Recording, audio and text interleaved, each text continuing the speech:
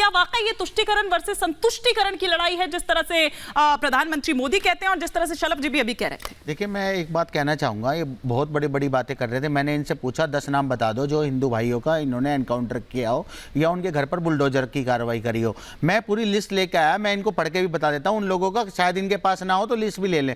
कुलदीप सिंह सेंगर है, ब्रजेश सिंह है, धनंजय सिंह है, राजा भैया है, डॉक्टर उदयभान सिंह है, अशोक चंदेल है, विनीत सिंह है, ब्रजभूषण सिंह है, चुलबुल सिंह है, सोनू सिंह है, मोनू सिंह है, अजय सिंह सिपाही है, पिंटू सिंह है, सनी सिंह है, संग्राम सिंह है, चुन्नू सिंह है, बादशाह सिंह है। इनके खिलाफ कार्रवाई कब होगी? मगर जब आप देखते हैं कि मुसलमान हैं तो उसके खिलाफ जो है आप कार्रवाई करते हैं और वही तुष्टीकरण की राजनीति वो वहां से ही जन्म लेती है। आप ये बताइए, जब आप बात करते हैं सबका साथ, सबका विकास, सबका विश्वास की, तो आप ये बताइए, आप कहते हैं हमारी सबसे बड़ी पार्टी है, आपकी पार्टी में एक भी मुसलमान सांसद नहीं है, कैबिनेट में नहीं है, कोई विधायक आपकी पार्टी में मुसलमान नहीं है। तो ये सबका साथ, सबका विकास, ये वादे जितने थे आपके, पर ये कौन सा विकास हो रहा है, ये तो बताइए, ये कौन सा मॉडल है? काले दिन की बात, आपके नेता भी पहुंचे थे ना, बस हिंदू मुसलमान, हिंदू मुसलमान, शमशान कब्रिस्तान, 80-20 कपड़ों से पहचानने की बात, घुसपैठिया, कभी मुगलों पे चले जाते हैं, कभी हिंदुस्तान पाकिस्तान, कभी मुस्लिम लीग। अरे इनसे बाहर निकलिए भाई, अपने मैनिफेस्टो पे वोट मांगिए। देखिए अभी रंगरेज जी ने जो लिस्ट गिनाई, चुलबुल सिंह जेल में, ब्रजेश सिंह जेल में, धनंजय सिंह जेल में, जितने नाम इन्होंने गिनाए सबको 2017 में ब्रजेश सिंह को जेल हुई थी, 2022 में वो जेल से बाहर आए।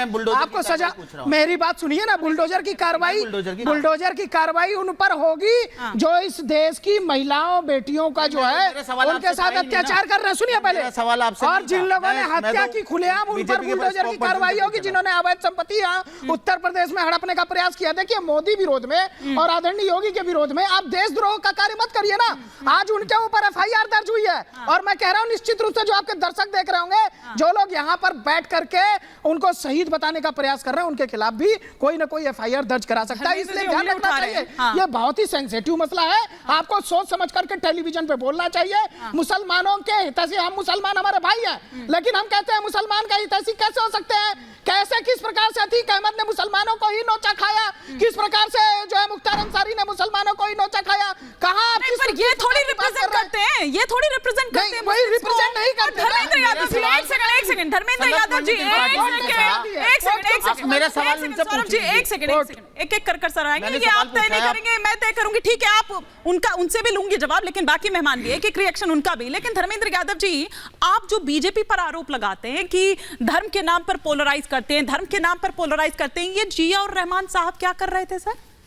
आपने हिमानी जी दुनिया के इतिहास में किसी भी लोकतंत्र में चुने हुए प्रधानमंत्री के द्वारा अपने ही देश के नागरिक को घुसपैठिया बोलते हुए सुना था? अच्छा, आप क्या नागरिक को घुसपैठिया बोल सकता है? सब पर बोलेंगे, सुन लीजिए, इतना मैं तो सुन ही रही हूं, लेकिन सब पर बोलेंगे, जिया और रहमान पर नहीं बोलेंगे। अब सुन लीजिए, प्रधानमंत्री इतने निम्नतम स्तर पर आ गए कि बच्चे पैदा करने वाले, कपड़े से पहचाने जाने वाले, ये लोकतंत्र के लिए क्या सिंबल है मुझे बता दीजिए? ये क्या मैसेज है पूरे दुनिया को, भारत का, कि सबसे बड़ा लोकतंत्र है, लोकतंत्र के महापर्व में प्रधानमंत्री जी अपने नागरिकों को घुसपैठिया बोल रहे हैं, कभी बच्चे पैदा करने वाले बोल रहे हैं, अब उन्हीं की नकल करके नीतीश जी बोल रहे हैं, नीतीश जी बोल रहे हैं, भारतीय जनता पार्टी समझ लिया आपने? तो भाई, पर मैं यही तो मैंने रंगरेज साहब से भी कहा था और आपसे भी कह रही हूं, उन्होंने ये कहा था कि मुसलमान घुसपैठिया है, पता ही नहीं है सर, उन्होंने ये कहा था कि मुसलमान घुसपैठिया है, ये बोला नागरिक बोला आपसे। मैंने नागरिक बोला कि किसी देश के नागरिक को उसी देश का प्रधानमंत्री घुसपैठिया कैसे कह सकता है? क्या नागरिक मुसलमान नहीं है? क्या नागरिक हिंदू नहीं है? क्या सिख नहीं है? ईसाई नहीं है? बौद्ध नहीं है? कौन नहीं है बताइए?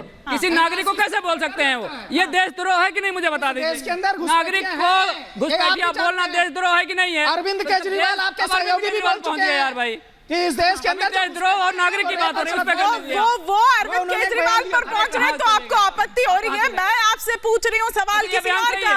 आप निंदा करती हैं? मैं सुनिए सर, मेरे को नहीं, सुनिए, मुझे ना ये उसमें घेरने की कोशिश ना, घेर नहीं रहा हूं, घेरने की कोशिश ना करिए। सुनिए, सीधी सी बात है, उनका आपको हो रहा है कि वो केजरीवाल जी के पास पहुंच गए वहां पर, कि आप कुछ कह रहे हैं और वो केजरीवाल जी के पास पहुंच गए। मैं भी तो इतनी देर से सर सबसे पहला सवाल आप ही से किया था, और ना जाने जलेबी घुमा घुमा के आप क्या जलेबी बनाने पर यहाँ पर लगे हुए हैं, लेकिन उस पर नहीं आ रहे। चलिए प्रेम जी से मैं पूछ लेती हूँ। प्रेम जी, धर्म के नाम पर आरोप लगता है कि बीजेपी पोलराइज करने की कोशिश करती है, ये जिया और रहमान जो कर रहे हैं एक के बाद एक नाम लेकर, ये क्या करने की कोशिश कर रहे थे?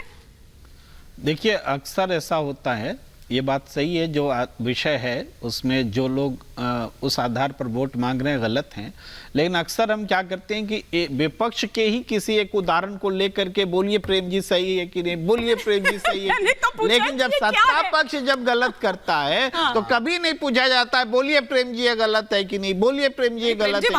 ये जो है ना, ये जो है इसको दुरुस्त करना होगा। प्रज्वल रेवड्डी जो है रेवन्ना है, उसके मुद्दे पर तो देश बहस ही नहीं कर रहा भाई। क्यों नहीं बहस? कैसे प्रधानमंत्री जी जिनके लिए वोट मांग रहे थे, जिनका उम्मीदवार है बीजेपी का उम्मीदवार, बोल रहे हैं वो देखिए आगे कमिंग अप चल रहा है, देखिए पूछता है भारत, सुनिए ना, वो देखिए वो चल रहा है, वो चल रहा है, चल रहा नहीं। तो आप 7 बजे के डिबेट में आ जाइएगा, शलभ जी से बोलिए कि शलभ जी चुप्पी तोड़िए, क्यों नहीं बोल रहे हैं? चुप्पी तोड़ दीजिए, मेरे पास 1 मिनट का वक्त बाकी रह गया, चुप्पी तोड़ दीजिए।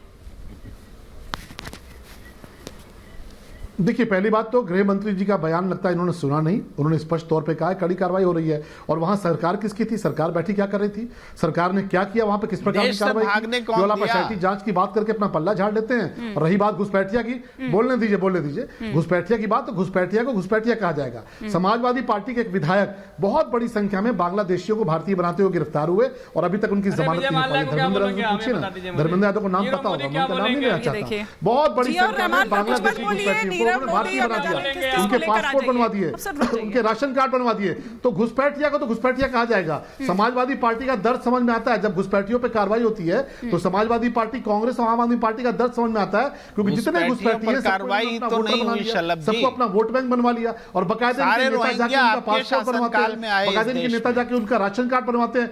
इनके नेता को अभी तक जमानत नहीं मिली, इनके नेता अभी तक जेल में। धर्मेंद्र यादव को पता है सारे रोहिंग्या आप ही के काल में आए, ये प्रेम जी कह रहे हैं। मनमोहन सिंह जी ने स्वागत किया था, आपको याद है कि नहीं याद है कि मानवता के आधार पर हम उनको रोक नहीं सकते। वो तो हमने तो उनको रोका है, हमने तो म्यांमार में सर्जिकल सारे रोहिंग्या आए कि नहीं आपके शासनकाल में? मनमोहन सिंह जी ने तो कहा एक को भी आपने देश से बाहर फेंका क्या? जो दावा रहता था किसका है, मुसलमानों को दे दिया था और घुसपैठियों को बुला लिया था।